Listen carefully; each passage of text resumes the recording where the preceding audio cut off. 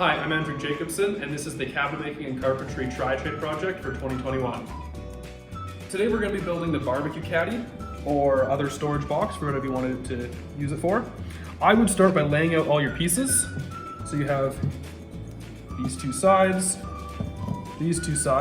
all laid out so that way when they tip up, the bottom will slot into there in that orientation, and you have your handle, which will be set off to the side because that will be installed last.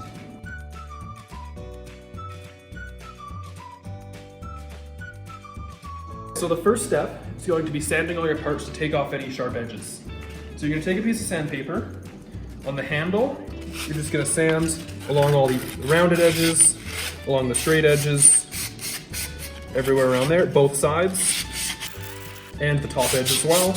And keep sanding it until it's nice and smooth, so when you grab it, it feels nicely.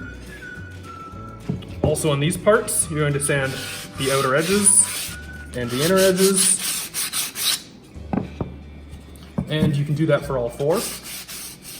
And don't forget that you also need to sand your edges of your bottom. So the reason we sand these pieces is that when you go to fit it into here, it slides in nice and doesn't go catching on any sharp edges.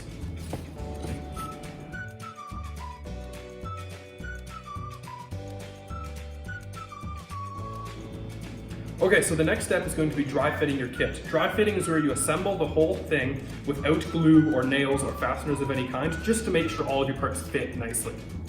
So to do that, we'll start by take your bottom and put one corner onto one of your sides.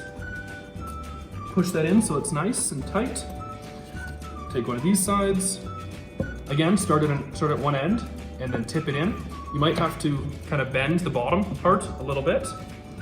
Other side, same thing. Start at the bottom, tip it till it fits. And up here, start one edge, and then hold that end down. You might need to get a friend to help you with this. And then tip that one in as well. Then you can drop it down flat, keeping pressure on your side so it doesn't fall apart. And gently slide your handle in. Then press everything. Make sure that all of your joints are tight and you don't have any large gaps anywhere. And then once that's done, your dry fit's complete, and you can take it all apart to get ready for glue.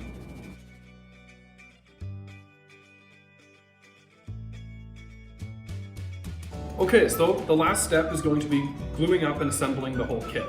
We're going to assemble it all in the same order we did the dry fit, and that's important to make sure everything is organized and well placed. So lay all your pieces out, as so, and you're gonna start, just put a little bit of glue in the slot here. Not a whole lot. You don't even need to go all the way across for this part. Even just a couple drops for the bottom is okay.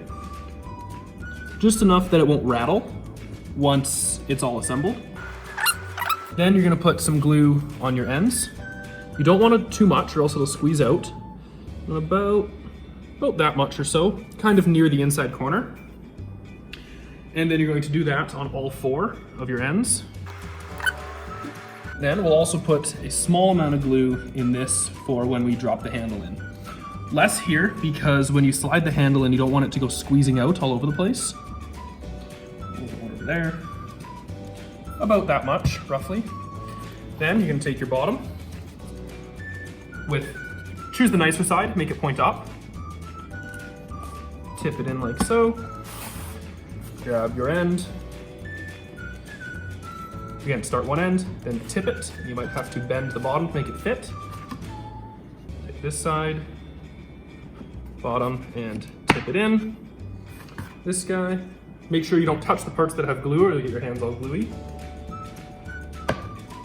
Start that, and tip that, and this piece has popped out. That is okay. Push that back in. Drop the whole thing down. Now we will take this, slide it in, push that all the way down, make sure it's nice and tight. Now push all your seams together so that you're happy with them.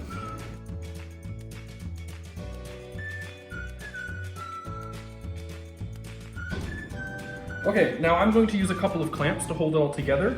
If you don't have any clamps, just feel free to ask a friend.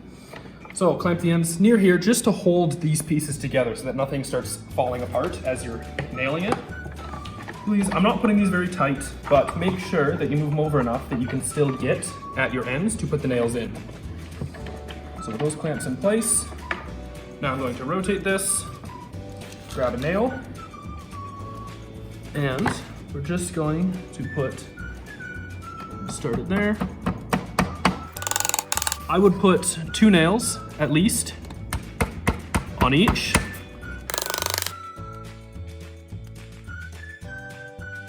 It is important that you put your nails lined up so that they are in the center of this piece. Otherwise, they can poke out through an edge, and you don't want that to happen. Also, make sure to hammer them in nice and straight. Okay, so the next step, now that you have all 4 corners done, is to nail your end together. So what you're gonna do is you're going to line up your nail nice and center in your handle, tap it in, and then sink it flush. Same thing here, you're gonna put 2 on each end. You can do a 3rd one in the middle if you wish.